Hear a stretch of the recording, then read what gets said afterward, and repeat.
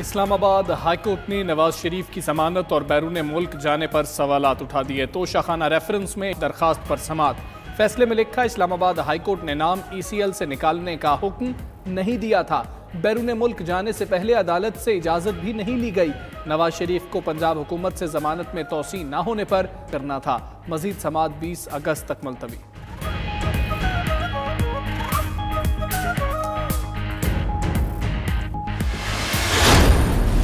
آصف علی زرداری احتساب عدالت میں پیش۔ ایک اور کیس میں فرد جرم کا مرحلہ درپیش۔ احتساب عدالت اسلام آباد میں توشہ خانہ ریفرنس میں زرداری پر فرد جرم 9 ستمبر کو لگائی جائے گی۔ نواز شریف فرد جرم عائد کی جائے، فیصلہ 25 اگست کو ہوگا۔ یوسف رضا گیلانی، عبدالغنی مجید اور انور مجید پر فرد جرم بھی 9 ستمبر کو عائد کی جائے گی۔ شہباز فیملی کے گرد احتساب کا شکنجہ کس دیا گیا۔ شہباز شریف اور دونوں بیٹوں کے خلاف ریفرنس دائر۔ نیب ریفرنس میں شہباز، حمزہ اور سلیمان سمیت 16 افراد نامزد۔ سندھ ہماری ماں ہے۔ مراد علی شاہ کہتے ہیں سندھ حکومت کے اختیارات کسی کو نہیں دیں گے، جس کے دماغ میں فطور ہے نکال دے۔ حکومتی سطح پر کمیٹی بنے گی، انتظامی اور مالی اختیارات نہیں ہوں گے۔ خرم شیر زمان بولے لوگ کراچی میں گورنر راج کا مطالبہ کرتے ہیں، شہر کی ترقی کے لیے کڑوا گھونٹ پیا، کوشش ہے عوام کو ریلیف ملے گا۔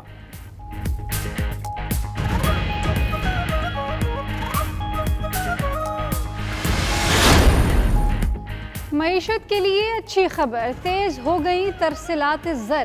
وزارت خزانہ کے مطابق سمندر پار پاکستانیوں سے جولائی میں 2.76 ارب ڈالر کی ترسیلات موصول ہوئی، جو گزشتہ سال جولائی سے 36.5% زیادہ ہے۔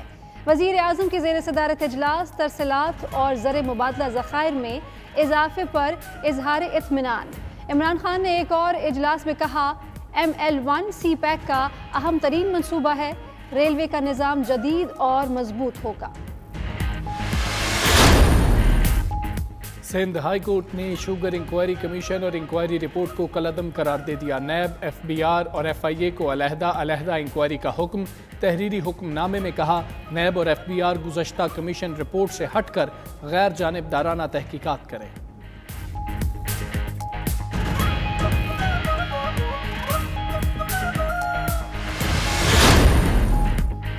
نیب نے مجھے گواہ کے طور پر بلایا۔ وزیر اعلیٰ پنجاب عثمان بزدار کہتے ہیں تمام سوالات کے جوابات دیں گے، نیب کو مطمئن کریں گے، دامن صاف ہے، فرنٹ فٹ پر کھیلیں گے۔ وزیر اعظم عمران خان کا ہمیشہ ان پر اعتماد رہا ہے۔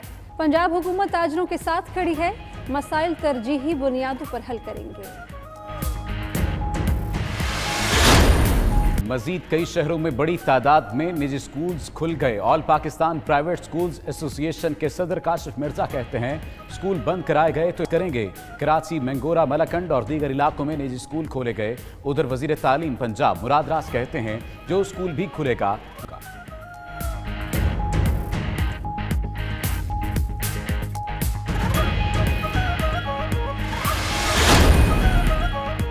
پہلے روٹی کی قیمت خود ہی بڑھائی، اب سرکاری نرخ میں اضافے کی دہائی۔ پشاور بھی روٹی کی قیمت میں خود ساختہ اضافہ۔ شہر میں نان بائی 115 گرام کی روٹی 15 اور 150 گرام کی روٹی 20 روپے میں فروخت کرنے لگے۔ انتظامیہ نے 150 گرام روٹی کی قیمت 15 روپے مقرر کر رکھی ہے۔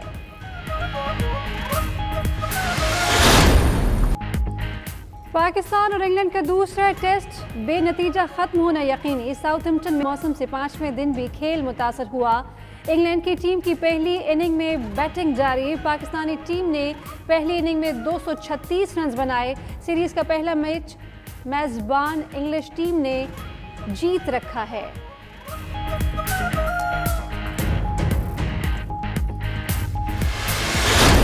اور پاک وطن میں عظیم صوفی بزرگ حضرت بابا فرید الدین مسعود گنج شکر کے 778ویں عرس کی تقریبات جاری۔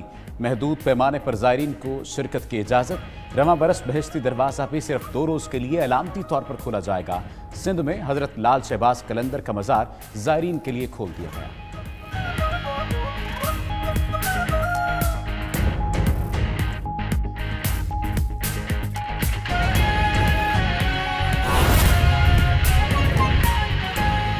ہوگا کیا کہ یہ ایک آپ سمجھیں کہ ایک پروگرس جو ہماری آگے جائے گی، اس کے ساتھ جو آپ کے 1994 کے معاہدے ہیں، 2002 کے معاہدے ہیں اور 2006 کے معاہدے ہیں، انشاءاللہ تعالیٰ ان پہ نظر ثانی ہو چکی ہے اور معاہدے ہو چکے ہیں. اور اس کے ساتھ ساتھ ابھی آگے جاتے ہوئے تقریباً 3 ہفتے تک ہم لوگ تفصیلاً جو پاور سیکٹر ریفارمز میں جو ہم لوگ فائنلائزیشن پہ آ رہے ہیں، اور یہ 2 سال ہم لوگ اس پہ محنت کرتے رہے ہیں، وہ بھی آپ کے سامنے اور آپ کے قوم کے سامنے ہم لوگ رکھیں گے. اور اس ریفارم پیکج میں ہمارے گورنمنٹ کے جو پاور پروڈیوسرز ہیں وہ بھی انشاءاللہ اس زمرے میں آئیں گے. ان کے بھی جو ریٹس ہیں اس پہ بھی نظر ثانی کی جا رہی ہے اور وہ بھی ایڈجسٹ ہوں گے انشاءاللہ. آپ کے توسط سے ہمارے جو خواتین و حضرات ہیں اور پوری پبلک ہے ان کو ہم لوگ یہ بتانا چاہتے ہیں کہ پاور سیکٹر کے جو گمبھیر مسائل ہیں جو کہ پاکستان تحریک انصاف کی حکومت کو، عمران خان صاحب کو اور ہمیں ورثے میں ملے. ہم لوگ بار بار کیوں کہتے ہیں یہ ورثے میں ملے؟ کیونکہ یہ سابقہ حکومتیں جو تھیں یہ بالکل غیر سنجیدہ تھیں ان ایشوز پہ، ان مسائل پہ نظر ثانی کرنا اور کام کرنا. میں ایک چھوٹی سی مثال دیتا ہوں. آپ بلوچستان ٹیوب ویلز کا مسئلہ لے لیں. تقریباً بلوچستان ٹیوب ویلز کا تقریباً 44 ارب روپیہ سالانہ وہاں پہ ریکوری نہیں ہوتی. میں پھر فگر دہراتا ہوں، میں چھوٹی سی ایک مثال دیتا ہوں. 44 ارب روپیہ ان ٹیوب ویلز کی مد میں وہ چلا جاتا ہے، وہ ریکوری نہیں ہوتا. اور اس کے برعکس آپ دیکھیں کہ بلوچستان کا جو اینول ڈیولپمنٹ پروگرام ہے سالانہ وہ تقریباً 80 ارب روپے کا ہے. تو آپ اندازہ لگا لیں کہ آپ کا اتنا بڑا حصہ جو ہے جو کہ لوگوں کی فلاح و بہبود کے لیے ہم لوگ استعمال کر سکتے ہیں وہ ایک ضائع ہو جاتا ہے. اس کے اوپر بھی انشاءاللہ ہم لوگ بلوچستان حکومت اور باقی ساتھیوں کے ساتھ مل کے اس کا بھی لائحہ عمل طے کر رہے ہیں. یہ جو ہم لوگ ریفارمز لانا چاہ رہے ہیں اس کے ساتھ ہوگا کیا کہ جو سرکولر ڈیٹ ہے، جو گردشی قرضہ ہے، اس کے بہاؤ میں ہم لوگ کمی لائیں گے انہی ریفارمز کے ذریعے. اور یہ پہلے کسی حکومت نے نہیں کیا، انہوں نے کوشش تک نہیں کی. اور یہ بھی میں کہتا چلوں کہ اپوزیشن اس وقت وہ اس لیے چلا رہی ہے کیونکہ ان کو پتہ ہے کہ ان کی دکان کے دروازے بند ہو رہے ہیں، کیونکہ پاکستان تحریک انصاف کی حکومت ہر ایک جگہ پہ الحمدللہ پرفارمنس دکھا رہی ہے.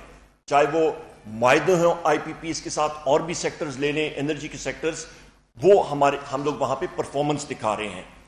یہ بات بھی آپ ذہن میں رکھیں کہ پاور سیکٹر کا ریفارم اور یہاں پہ ہمارا جو صارفین تک بجلی کا جو ہماری جو ترسیلی نظام ہے اس کو بہتر کرنا، کمپیٹیٹو بنانا اگلے سالوں میں لا کے، اس کے ساتھ فائدہ کیا ہوگا کہ ہماری صنعت جو ہے اس کو فائدہ ہو.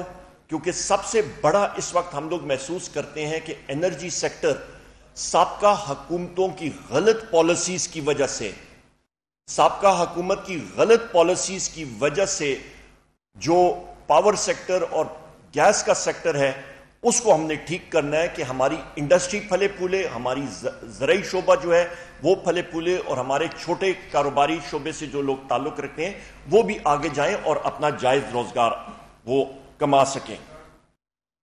اس کے ساتھ ساتھ میں یہ بھی کہنا چاہتا ہوں کہ ہمارے آئی پی پیز میں جو فورن سپانسرز ہیں انہوں نے بھی اس چیز کو مانا اور ان کا بھی ہم لوگ شکریہ ادا کرتے ہیں. بامی اشتراک کے ساتھ انہوں نے، اور بامی مطلب ہم آنگی کے ساتھ اس معاہدے پہ انہوں نے دستخط کیے ہیں. اور یہ بھی میں کہتا چلوں کہ جو ریٹس، فیول پرائس ایڈجسٹمنٹ، باقی ریٹس وغیرہ، ان پہ جو حکومت نے اس وقت تک فریز لگایا ہوا تھا وہ کس وجہ سے تھا؟ کیونکہ وزیر اعظم پاکستان عمران خان صاحب نہیں چاہتے تھے کہ عوام پہ بہت بڑا بوجھ لگے، پر وہ اس کی وجہ سے، وہ کس وجہ سے تھا بنیادی طور پہ؟ کیونکہ سابقہ حکومتیں جو تھیں، سابقہ حکومتوں نے پاکستان کا فیول مکس بالکل خراب کر دیا. 70% ہماری جو انرجی ہے، ہماری توانائی، وہ امپورٹڈ فیولز پہ ہم لوگ انحصار ہے اس وقت. تو اس کو بھی ہم لوگ ٹھیک کرنے جا رہے ہیں. اور وہ آلٹرنیٹ رینیویبل انرجی پالیسی جو پچھلے ہفتے یہاں پہ ہم نے اس کی پریس کانفرنس کی تفصیلاً کہ 2030 تک ہم لوگ چاہتے ہیں کہ انشاءاللہ ہمارا ٹارگٹ ہے کہ ہم لوگ اپنے اندرونی وسائل سے 70% اپنی انرجی جنریٹ کریں